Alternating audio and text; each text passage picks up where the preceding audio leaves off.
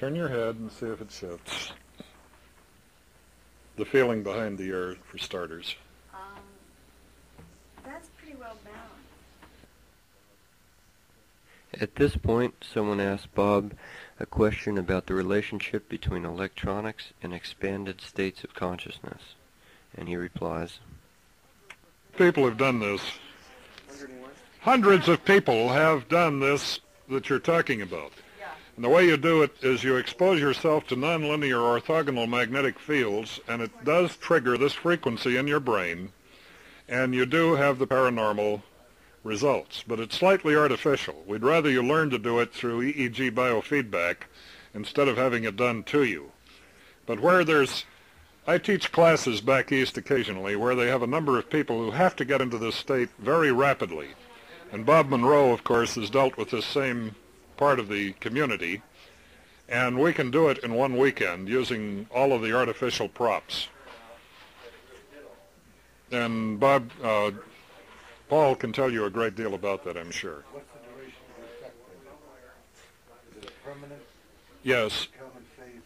If they learn to do it, which takes about 4.5 hours of actual practice and about 10 hours of giving them space to integrate what they've just learned and then do it again, like learning to type or anything else, they can do it at any time in the future if they choose.